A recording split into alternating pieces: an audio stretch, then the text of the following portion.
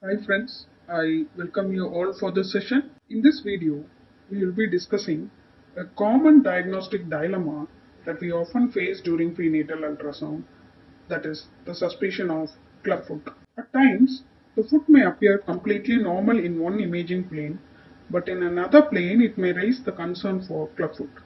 I'm sure many of you would have encountered this scenario during your routine prenatal ultrasound. In such cases, we are often left wondering, is this truly a clubfoot or is it a positional deformity? This differentiation is very important as the prenatal counseling and postnatal management is also quite different for each one. So in this video, we will walk through very important clues that can help you confidently differentiate a true clubfoot from a positional deformity. The incidence of talipes is around 1 to 2 per 1000 live births, making it one of the most common musculoskeletal abnormalities detected prenatally. Although prenatal diagnosis of clubfoot has significantly improved over past 2 decades, with the detection rate ranging from 70 to 80%, there is still considerable concern regarding false positive result, which may occur in up to 10 to 40% of the cases. So this underlies the importance of careful and systematic evaluation of prenatal diagnosis of clubfoot. Now let's look at the systematic evaluation of foot on ultrasound. The first step is to obtain the sagittal section of the leg, which includes both tibia and the foot. In normal fetus, the calcaneum ossifies at around 23 weeks, while the talipes typically ossifies by around 26 weeks. Once the talus is ossified, we can assess the alignment between the tibia and the talus. Now these two bones, that is the tibia and the talus, generally lie in a straight line, and this is what we refer to as rectilinear relationship. So the important clue in sagittal section is that if you see the sagittal plane of the leg, you should not see the plantar aspect of the foot. I would like to emphasize this again.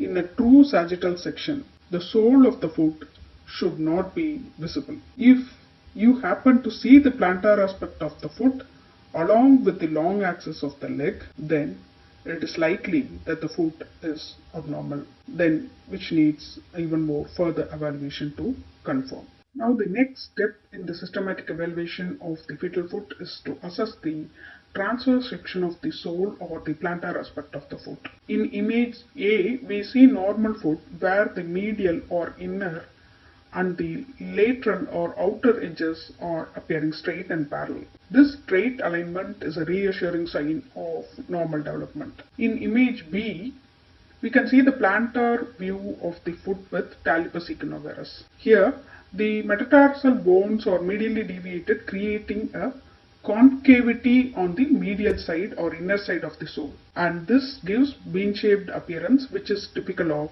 clubfoot. In the right side of the slide, you can see set of images representing rocker bottom foot or congenital vertical talus. Here you can notice that the convex contour is seen on the medial side. This is due to forefoot abduction that is typically seen in the rocker bottom foot. So the plantar aspect of foot thus becomes an important section where any deviation from the straight arrangement of inner and outer borders of the foot should raise the suspicion of presence of abnormality of foot, and this requires evaluation in the other sections to confirm the diagnosis. The next step in the systematic evaluation of the fetal leg and foot is to examine the coronal section. In this view, we can assess whether the long bones of the leg, specifically the tibia, are in alignment with the talus if it is ossified. This is the coronal image of both lower limbs where we can see abnormal foot, and based on this one picture alone, we cannot differentiate between the clubfoot and positional deformity of the foot.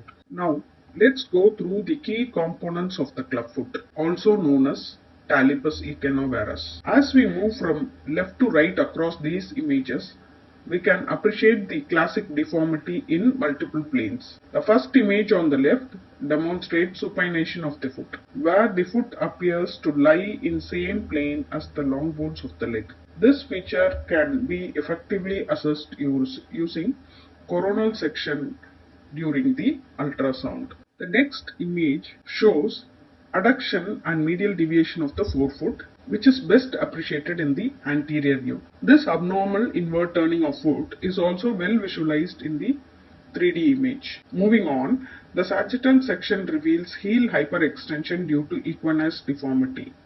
That is, the foot is fixed in the plantar flexion. This component is best assessed using posterior view of the leg. Finally, we have the cavus deformity. On seeing the transverse section of the foot, there appears a break in the medial contour, which should normally be linear. This concavity or break in the medial line confirms the presence of cavus component. So overall, clubfoot includes combination of supination, adduction, equinovarus deformity and also the cavus deformity. Now let's start with the positional deformities of foot.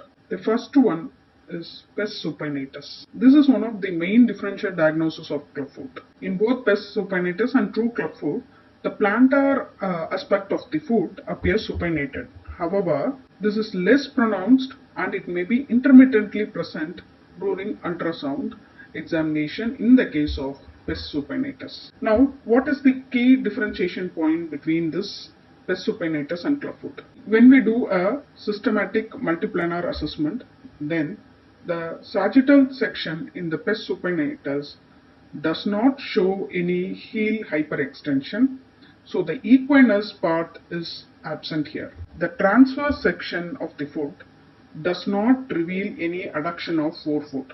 That is, there won't be any break in the straight line of the plantar aspect of the foot. The posterior and inferior views of foot is very helpful to confirm this pes supinatus, where in the posterior aspect you look for the heel hyperextension and the plantar aspect you look for the breakage of the medial line, which is absent here. Now let's move on to the next deformity, which is metatarsus adductus. In this you have an internal deviation of the forefoot, and that is how it is confused with the clubfoot. However, when you look at the sagittal section of the foot, you can see that there is no heel hyperextension. If you look at the D picture, this is evident. When you look at the C picture, which shows the coronal view of the lower limb, you can see that the tibia is in line with the talus. When you look at the A and B picture, it shows that there is a break in the medial curvature of the